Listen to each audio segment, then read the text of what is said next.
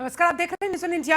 उत्तराखंड की अहम खबरों के साथ हाजिर हूं मैं शिल्पा। सबसे पहले खबर देहरादून से। कंट्रोल रूम का मुख्यमंत्री त्रिवेंद्र सिंह रावत ने निरीक्षण किया और प्रवासियों के मूवमेंट को लेकर बनाए गए कंट्रोल रूम का उन्होंने जायजा लिया। एसडीआरएफ द्वारा बनाई गई ट्रेनिंग ऐप, इसका भी उन्होंने जायजा लिया।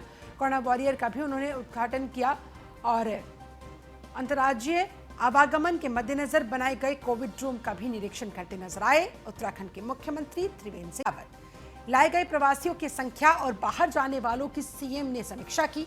सीएम ने कंट्रोल रूम की कार्यप्रणाली को लेकर और एक्शन प्लान को लेकर भी चर्चा की।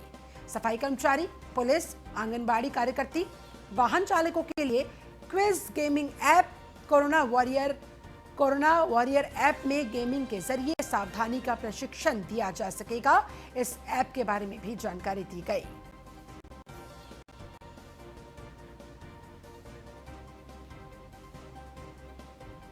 तो कोरोना वॉरियर्स के नाम से एक गेमिंग ऐप बनाया गया है ताकि खेल खेल में लोगों को जागरूक किया जा सके। कंट्रोल रूम का भी इस दौरान उत्तराखंड के मुख्यमंत्री त्रिवेंद्र सिंह रावत निरीक्षण लेते नजर आए। प्रवासियों की मूवमेंट को लेकर दरअसल ये कंट्रोल रूम बनाया गया। यहाँ पर क्या कुछ व्यवस्थाएं हैं, कैसे पूरी प्रक्रिया चल रही है, इसको लेकर खुद उन्होंने स्थिति का जायजा लिया। कोविड रूम का भी निरीक्षण करते नजर आए। लाए गए प्रवासियों की संख्या और बाहर जाने वाले लोगों की संख्या के बारे में भी समीक्षा करते नजर आए। सीएम ने कंट्रोल रूम की कार्यप्रणाली को लेकर और आगे क्या कुछ एक्शन लिया जा सकता है, आगे की क्या कुछ प्लानिंग और स्ट्रेटेजी पर गौर किया जा रहा है, उस पर भी उन्होंने बातचीत की। प्रवासियों के मूवमेंट को लेकर कंट्रोल रूम का निरीक्षण किया उत्तराखंड के सीएम त्रिवेंद्र सिंह रावत ने। इस तरह से राज्य सरकार की तरफ से जो भी पॉलिसीज बनाई जा रही है उन्हें एग्जीक्यूट किया जा रहा है। सीधे तौर पर खुद अपनी निगरानी में रखे हुए हैं उत्तराखंड के मुख्यमंत्री त्रिवेंद्र सिंह रावत।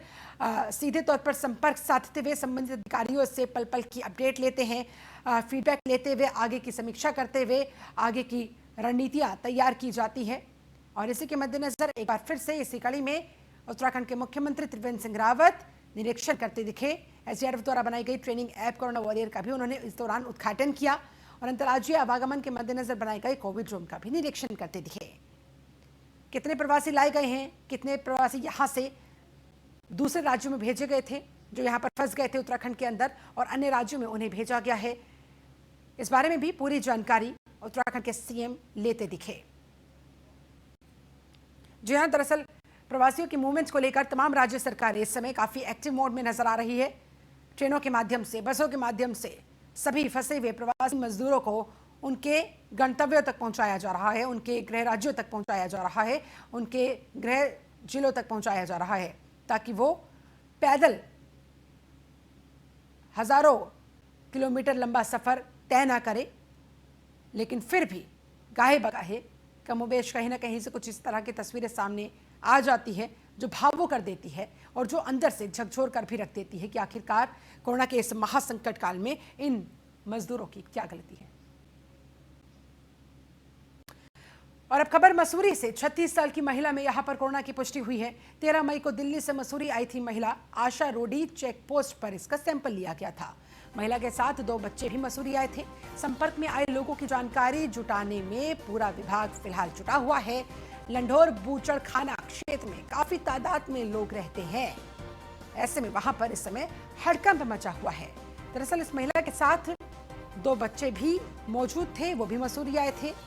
अब फिलहाल कौन कौन लोग इस महिला के संपर्क में आए होंगे, कहीं उन्हें भी तो संक्रमण नहीं हो गया होगा, इसके मद्देनजर फिलहाल उन लोगों को चिन्हित किया जा रहा है, उन लोगों तक पहुंचने की कोशिश की जा रही है। 36 साल की महिला बताई जा रही है जिसमें कोरोना की पुष्टि हुई है। 13 मई को दिल्ली से मसूरी आई थी। आशा रोडी चेक पोस्ट पर इस महिला का सैंपल लिया गया था, जांच के लिए भिजवाया गया और जांच रिपोर्ट सामने आने के बाद अब इस बात की पुष्टि हुई है कि उस महिला में कोरोना संक्रमण है। अब इस दरमियान दिल्ली से लेकर मसूरी तक के सफर के दौरान वो जिन जिन लोगों के संपर्क में आई होगी, अब उन लोगों तक भी पहुंचने की यहां पर कोशिश हो रही है ताकि उनके भी ब्लड सैंपल्स लेकर इस बात की पुष्टि की जा सके कि कहीं उन्हें भी तो संक्रमण नहीं हो गया है। सुनील सोनकर हमारे साथ मसूरी से संवाददाता और ज्यादा जानकारी के साथ जुड़े हुए हैं। सोनकर, क्या है पूरा मामला, क्या कुछ डिटेलिंग इस महिला के बारे में अब तक मिल पाई है और दिल्ली से मसूरी तक के सफर के दौरान जिन जिन लोगों के संपर्क में ये महिला आई होगी उन्हें भी कैसे ढूंढा जा सकेगा? ये बहुत बड़ी चुनौती है इस समय और कितना हड़कंप मचा हुआ है इस खबर के सामने आने के बाद। जी देखिए, ये जो बहुत ज्यादा हड़कंप यहाँ मसूरी में देखा जा रहा है, क्योंकि मसूरी इस समय कोरोना से बिल्कुल अछूती थी और लगातार यहाँ पर लोग भी मांग कर रहे थे कि लोगों का बाहर से आना जाना रोका जाए, परंतु ऐसा नहीं हुआ। आज एक महिला यहाँ पर 36 वर्ष की कोरोना पॉजिटिव मिली है, उसके साथ 2 बच्चे और उसका जो पति है वो उसके संपर्क में आए थे। ऐसे में चालक भी उसके संपर्क में आया था, जो दिल्ली से उसको मसूरी लेकर आया था। और ऐसे में जो जो लोग इनके संपर्क में आए, ये एक चुनौतीपूर्ण मसूरी के लिए भी हो चुका है, मसूरी पुलिस के लिए, कि वो किन किन लोगों के संपर्क में आए थे। फिलहाल प्रशासनिक टीम इन सभी लोगों को चिन्हित करने का काम कर रही है। और जो महिला जिसको कोरोना पॉजिटिव आया था, 2 बच्चे और उसके पति को देहरादून दून अस्पताल भेज दिया गया, जिससे उनको आइसोलेट किया जाए। वहीं जो ड्राइवर था उसको मसूरी इंस्टीट्यूशनल क्वारंटाइन किया गया है। और जो प्रशासनिक टीम के लोग जो उनको होम क्वारंटाइन करने गए थे, उनको भी होम क्वारंटाइन कर दिया गया है। तो लगातार इस मामले के आने से मसूरी में काफी हड़कंप मचा हुआ है, लोग काफी घबराए हुए हैं। और जैसे मैंने पहले बताया कि अब क्योंकि 4-5 दिन से लॉकडाउन में काफी ढील दे दी गई थी, तो हरियाणा, पंजाब, उत्तर प्रदेश, दिल्ली से लगातार लोग मसूरी की तरफ रुख कर रहे थे। और ये अंदेशा जताया जा रहा था कि कोरोना का संक्रमण यहाँ पर फैलेगा। और आज एक केस आ गया, तो साफ तौर पर मसूरी के लोगों में भी आक्रोश देखा जा रहा है। जी, यानी कि सुनील, रेलों के चालू होने के बाद जिस चीज का डर था, कहीं ना कहीं उसी चीज का नतीजा अब ये सामने आ रहा है इस केस के जरिए। और ये भी बताया कि जो 2 बच्चे इस महिला के साथ थे, उनके बारे में क्या रिपोर्ट मिल पा रही है? जी देखिए, क्योंकि महिला का जो रिपोर्ट आई है वो पॉजिटिव आई है। ऐसे में बच्चे और पति का भी सैंपल यहाँ पर लिया जा रहा है। फिलहाल उनको एहतियातन के तौर पर दून अस्पताल भेज दिया है, जिससे उनको आइसोलेट किया जा सके। वहीं जो ड्राइवर था उसको भी यहाँ पर इंस्टीट्यूशनल क्वारंटाइन कर दिया गया है। तो मसूरी में क्योंकि बहुत छोटा सा शहर है और ऐसे में यहाँ पर इसके फैलने की ज्यादा अंदेशा यहाँ पर हो गया है, तो उसको लेकर भी स्वास्थ्य विभाग की टीम पूरी तैयारी कर रही है कि यहाँ पर अगर कोरोना फैलता है तो दिल्ली से मसूरी आने के बाद ये महिला लगभग किस किस के और कितने लोगों के संपर्क में आई होगी? क्या इस बारे में इस महिला की तरफ से, इसके पति की तरफ से जानकारी दी गई है? जी देखिए, क्योंकि महिला दिल्ली कल सुबह 13 तारीख को सुबह दिल्ली से चली थी और यहाँ मसूरी से गाड़ी उसके लिए गई थी। और जब ये महिला वहां से चली तो आशा रोडी पर इसका सैंपल लिया गया। उसके बाद ये घर आई और घर में इसने परिजनों के साथ मुलाकात की और आस पड़ोस के लोग भी इसके संपर्क में आए। वहीं जो चालक था, क्योंकि कल दिन भर बाजार में घूमता रहा और यहाँ पर कई लोगों के संपर्क में आए, तो ऐसे में ये काफी चुनौतीपूर्ण प्रशासन और पुलिस के लिए है कि इन सभी लोगों को आइडेंटिफाई करना और उसके बाद होम क्वारंटाइन करना। बिल्कुल, ऐसे में इसके अंदाजा लगाया जा सकता है कि कितने भयानक तरीके से कोरोना का ये संक्रमण फैलता है, तमाम लोगों को अपनी चपेट में लेता है। चलिए, बहुत शुक्रिया आपका सुनील सोनकर हमारे साथ जुड़ने के लिए, इस पूरी जानकारी को हम तक पहुंचाने के लिए। हल्द्वानी में भी मिला एक कोरोना का पॉजिटिव केस। आज प्रदेश में मिले 3 कोरोना के मामले। देहरादून, अल्मोड़ा, नैनीताल में एक मरीज के मिलने की खबर है।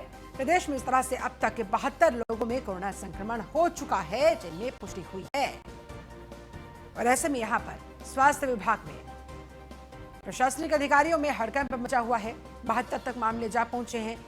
अब जिन जिन जिलों में, जिन जिन स्थानों से कोरोना का कोई भी केस नहीं था, वहां से भी सामने आ रही हैं।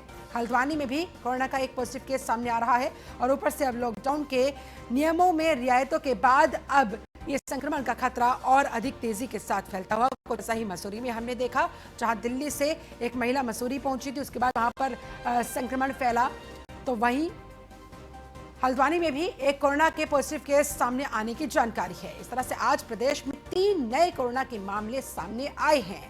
हालांकि जिन जिन लोगों के संपर्क में ये संक्रमित लोग आए होंगे, अब उन लोगों के भी ब्लड सैंपल्स लिए जा रहे हैं ताकि उनमें भी पुष्टि हो सके कोरोना है या फिर नहीं। अगर होगा तो तुरंत ही उन्हें भी आइसोलेट करते हुए उनका ट्रीटमेंट शुरू किया जाएगा और अगर नहीं होगा तो फिर उन्हें क्वारंटाइन रहने के लिए कहा जाएगा ताकि उनके अंदर संक्रमण का ये खतरा न फैले। देहरादून, अल्मोड़ा, नैनीताल जिले में एक मरीज सामने आया है।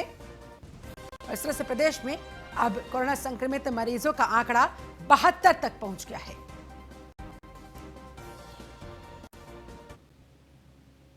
वहीं श्रमिकों को लेकर हरिद्वार पहुंची स्पेशल ट्रेन। बेंगलुरु से चली स्पेशल ट्रेन हरिद्वार पहुंची।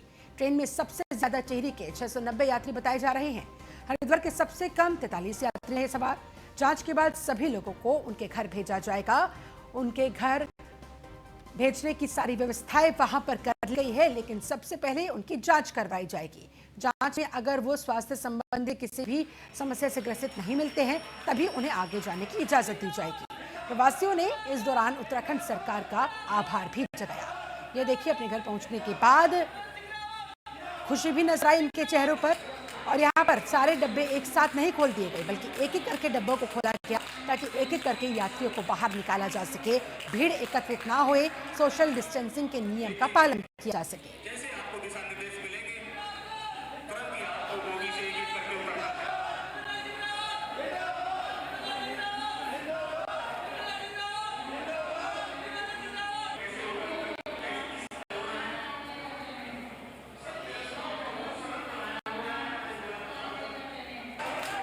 सुमित सैनी हमारे साथ संवाददाता हरिद्वार से और ज्यादा जानकारी के साथ जुड़े हुए हैं, उनका रुख करते हैं। सुमित, ये तस्वीरें देखकर अंदाजा लगाया जा सकता है कि ये तमाम लोग जब अपने गृह जनपद पहुंचे तो कितनी खुशी ये लोग महसूस कर रहे होंगे। हालांकि अभी क्या कुछ अपडेट मिल पा रही है, इन लोगों को कहाँ रखा गया है, क्या इनकी जांच हो चुकी है और जांच के बाद क्या इन्हें इनके घरों के लिए रवाना कर दिया गया है या फिर इंतजार किया जा रहा है जांच रिपोर्ट के सामने आने का? बिल्कुल, यहाँ पर जो बेंगलोर से जब ट्रेन यहाँ पर पहुंची, हरिद्वार पहुंची, तो हरिद्वार में पहुंचे जो यात्री थे उन्होंने मुख्यमंत्री त्रिवेंद्र सिंह रावत के जय जयकार के नारे भी लगाए, क्योंकि अपने गृह क्षेत्र में जो पहुंचे हैं, क्योंकि काफी लंबे समय से लॉकडाउन में फंसे हुए थे लोग, तो उनकी थर्मल जांच उनकी हो चुकी है। अब इनको उनके गंतव्य तक पहुंचाया जा रहा है, लोग बसों की व्यवस्था की जा रही है, क्योंकि गढ़वाल मंडल कुछ बसें रवाना हो चुकी है। जी, बसें रवाना हो चुकी हैं और जो यात्री हैं बचे हुए हैं उनको भी जल्द से जल्द उनके अपने गृह जनपद क्षेत्र में भेजा जा रहा है। जी चलिए, बहुत शुक्रिया आपका सुमित सैनी इस पूरी जानकारी के लिए, इस पूरी बातचीत के लिए। खबर चमोली से बद्रीनाथ धाम पहुंची उद्धव और भगवान कुबेर की डोली। आज दोपहर 12 बजे ये डोली वहां पर पहुंची है। बद्रीनाथ धाम कल सुबह 4:30 बजे बद्रीनाथ धाम में कपाटों को खोल दिया जाएगा और इसके मद्देनजर सारी तैयारियां वहां पर अभी से की जा रही है। कल सुबह 4:30 बजे का समय रखा गया है बद्रीनाथ धाम कपाटों को खोलने का। बद्रीनाथ धाम से कपाटों को खोलने से पहले ये डोली आज दोपहर 12 बजे वहां पर पहुंच गई और अब इंतजार है कल सुबह 4:30 बजे का।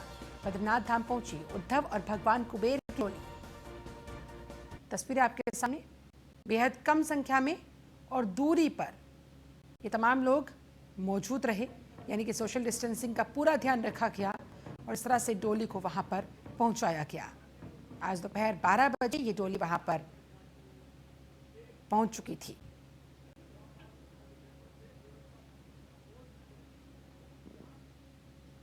यहाँ से भगवान बद्री विशाल जी का उत्सव विग्रह के रूप में श्री उद्धव जी, आदिगुरु शंकराचार्य जी की गद्दी और यहाँ पर से गाड़ू घड़ा तेल कलश यात्रा आज भगवान बद्री विशाल जी के धाम के लिए यहाँ से रवाना हो चुके हैं।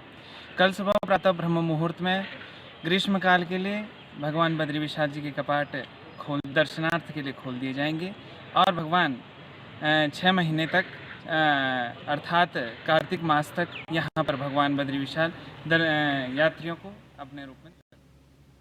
वहीं लालकुआं से लेकर काठगोदाम तक जितने भी गोला नदी के निकासी गेट है उसमें चुकान का काम 31 मई तक ही चलेगा। ये जानकारी तराई पूर्वी के वन प्रभाग के डीएफओ निधि मणि त्रिपाठी ने दी है। इसके अलावा गोला नदी में कई हजारों मजदूर काम करते थे और सरकार को करोड़ों का राजस्व हर साल देते थे।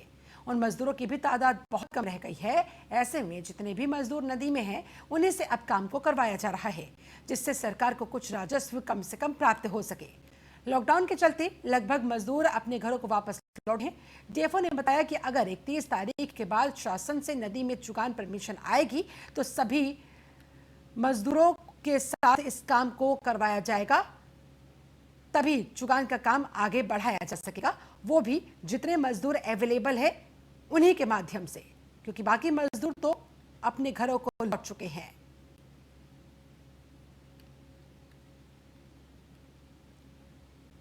तो वन विभाग के डीएफओ ने खुद इस बारे में जानकारी दी।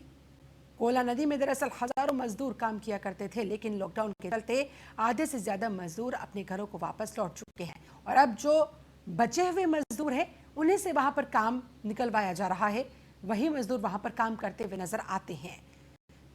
ऐसे में कहा जा रहा है कि अगला आदेश चुकान का अगर आएगा तभी आगे चुकान की प्रक्रिया बढ़ाई जा सकेगी और वो भी जितने मजदूर इस वक्त वहां पर उपलब्ध है उन्हीं के जरिए इस प्रक्रिया को आगे बढ़ाया जाएगा। फिलहाल तो 31 मई तक चुकान का काम वहां पर होगा। जो मजदूर अवेलेबल है उन्हीं के जरिए काम को करवाया जाएगा, लेकिन अगर 31 मई के बाद भी चुगान के काम की परमिशन ऊपर से आती है तो उसके लिए फिर आगे उसी हिसाब से काम होगा। पूर्वी वन प्रभाग में किसी भी नए अतिक्रमण की सूचना इस समय प्राप्त नहीं हुई है और निकटवर्ती वन प्रभाग में एक सूचना प्राप्त हुई थी जिस पे संबंधित विभाग द्वारा कार्रवाई की गई है। अगर ऐसी कोई सूचना इस प्रभाग को प्राप्त होती है तो उस पर नियमानुसार कठोर कार्रवाई की जाएगी। वह धर्मनगरी हरिद्वार की हर की पौड़ी क्षेत्र में कुंभ मेला अधिकारी दीपक रावत ने आज निरीक्षण किया। निरीक्षण के दौरान उन्होंने बताया कि लॉकडाउन के दौरान कुंभ कार्य भी किए जा रहे हैं। जो इन कार्य में लगे हुए हैं उनको सोशल डिस्टेंसिंग के साथ साथ साबुन, सैनिटाइजर और मास्क भी उपलब्ध करवाया जा रहा है। आज हर की पौड़ी क्षेत्र में जहां लाखों श्रद्धालु आएंगे, बिजली की किसी भी दुर्घटना से उनको अब कोई खतरा नहीं होगा। यहाँ के लोगों का फायदा भी होगा क्योंकि यहाँ होटल धर्मशाला के आसपास तारों का जंजाल भी हट जाएगा।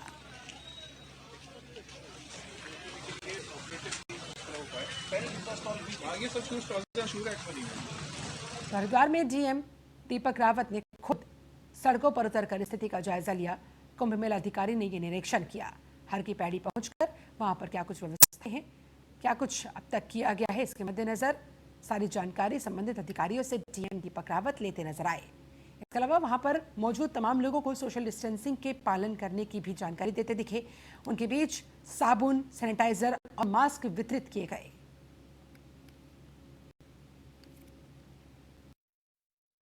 ये इंस्पेक्शन हुआ है, ये इस बात का इंस्पेक्शन है कि जो अंडरग्राउंड केबलिंग के काम हमारे शहर में चल रहे हैं उनकी क्या प्रोग्रेस है।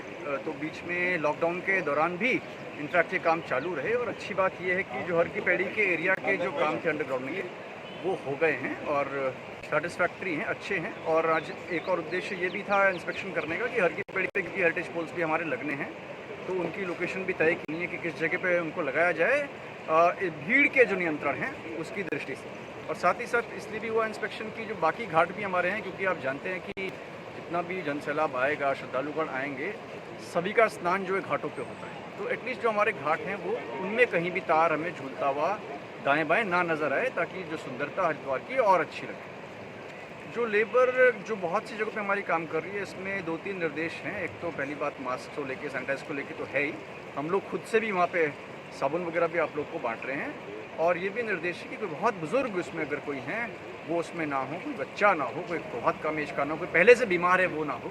Thermal screening. वहीं रुद्रप्रयाग के जिले के मदोला गांव के ग्रामीणों ने खुद के संसाधनों से हाईटेक क्वारंटाइन सेंटर तैयार किया है। ग्रामीणों द्वारा तैयार किए गए इस क्वारंटाइन सेंटर की प्रशासन की ओर से भी सराहना की गई। इस सेंटर में सीसीटीवी कैमरे लगाए गए हैं, टीवी है, पानी है, पंखा है, शौचालय की भी व्यवस्था की गई है। फिलहाल ये सेंटर टेंट के भीतर संचालित हो रहा है और एक साथ इसमें 25 लोग क्वारंटाइन किए जा सकते हैं। इन दिनों से देश विदेश में फंसे हुए प्रवासी ग्रामीण रुद्रप्रयाग लौट रहे हैं। ऐसे में यहाँ पर लौटने के बाद ग्रामीणों को इसी क्वारंटाइन सेंटर में रखवाया जाता है। गांव में स्कूल और पंचायत भवनों में भी लोगों को रखा जा रहा है, लेकिन जिले के मदोला के ग्रामीणों ने ये अलग से क्वारंटाइन सेंटर बनाया है जिसकी हर तरफ सराहना हो रही है।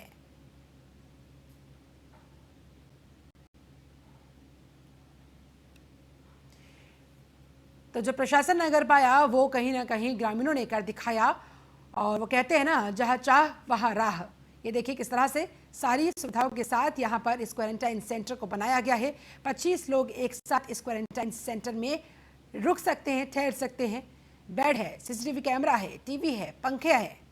इस क्वारंटाइन सेंटर में ये सारी सुविधाएं मौजूद है और खुद से ग्रामीणों ने ये क्वारंटाइन सेंटर तैयार किया है। फिलहाल टेंट में ये क्वारंटाइन सेंटर संचालित किया जा रहा है और बाहर से, दूसरे राज्यों से जो प्रवासी मजदूर आ रहे हैं उन्हें इस क्वारंटाइन सेंटर में रुकवाया जाता है ताकि क्वारंटाइन पीरियड के पूरा होने के बाद फिर आगे उन्हें उनके घरों तक जाने की इजाज़त दी जा सके। टीवी भी देखिए, सीसीटीवी कैमरा भी देखिए, कूलर भी लगा हुआ है, पंखे भी लगे हुए हैं, लाइट की भी यहाँ पर व्यवस्था की गई है। इस तरह से ये हाईटेक क्वारंटाइन सेंटर ग्रामीणों के द्वारा निर्मित। बाहर से आने वाले व्यक्तियों की 40-42 संख्या है और इसमें विशेषकर हमारे ज्येष्ठ प्रमुख सुहासनी जी और समस्त ग्रामवासियों का पूर्ण सहयोग रहा, जिस कारण हम क्वारंटीन सेंटर बनाने में सभी ग्रामवासियों का पूरा सहयोग है। इसके अतिरिक्त हमने ग्राम पंचायत में प्राथमिक विद्यालय कोटी मुदोला वाला क्वारंटीन सेंटर के लिए बनाया गया है। जो रेड जोन वाले आएंगे उनको हम वहाँ रखेंगे। इसके अतिरिक्त ये पंचायत भवन भी हमने क्वारंटीन सेंटर के रूप में तैयार किया है। प्रशासन की तरफ से तो कोई मदद नहीं है अभी फ़िलहाल, केवल हमको सैनिटाइज़र दिया गया है और हमारे पास मास्क की आवश्यकता है जो प्रशासन द्वारा। वहीं देवप्रयाग के धनेश्वर वार्ड स्थित हनुमान मंदिर में रोज पूजा पाठ कर, मंदिर में साफ सफाई कर सेवा भाव में जुटे हुए रूसी पर्यटक कौतूहल का विषय बने हुए हैं। दरअसल लियो लॉकडाउन से पहले देवप्रयाग घूमने आए थे, लेकिन अचानक से लॉकडाउन लागू हो जाने के बाद कि वो देवप्रयाग में ही फंस कर रह गए। वो रूस में पढ़ाई करते हैं और अपने दोस्तों के साथ हिंदुस्तान घूमने आए थे। गोवा में कुछ समय रहने के बाद लियो नोएडा आ गए, जहां वो अपने दोस्तों के लिए वहां पर उन्हें छोड़कर घूमने के लिए फिर देवप्रयाग आ गए और जाने से पहले ही शुरू हुए लॉकडाउन के कारण नगर के हनुमान मंदिर में वो फंस गए, जहां वो रोजाना अब पूजा अर्चना करते हुए लैपटॉप पर अपने आवश्यक कार्य को निपटाते नजर आते हैं।